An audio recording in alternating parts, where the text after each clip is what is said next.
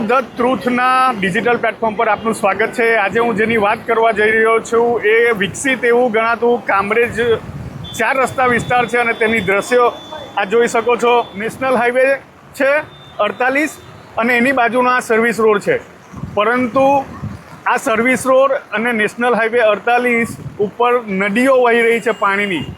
જે રીતે અનેક સોસાયટીઓ આવી છે તેમાં પાણી ઘૂસી ચૂક્યા છે।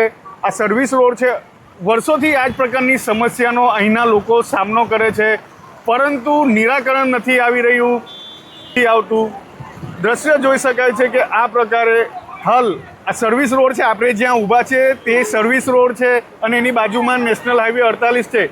વાહનો એક જ લાઇનમાંથી એટલે કે પાણીમાંથી પસાર થવા માટે મજબૂર બન્યા છે।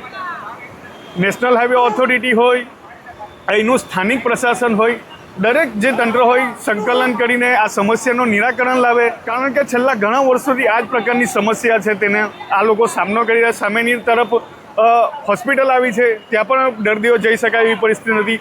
સોસાયટીઓ છે, સ્કૂલો છે, આ તમામ જે વિસ્તાર છે તે પાણીમાં તરબોળ થઈ ચૂક્યો છે અને હાલ આ છે જે નિરાકરણ ડ્રેનેજનું હોય, પરંતુ આ પાણી રોડ ઉપર આવી ચૂક્યું છે। એટલે સમજી શકાય છે કે કેટલા વર્ષોથી આ પ્રકારની સમસ્યા છે, લોકો કેટલા ત્રાહિત થઈ ચૂક્યા છે, પરંતુ સમસ્યાનું નિરાકરણ નથી આવી રહ્યું।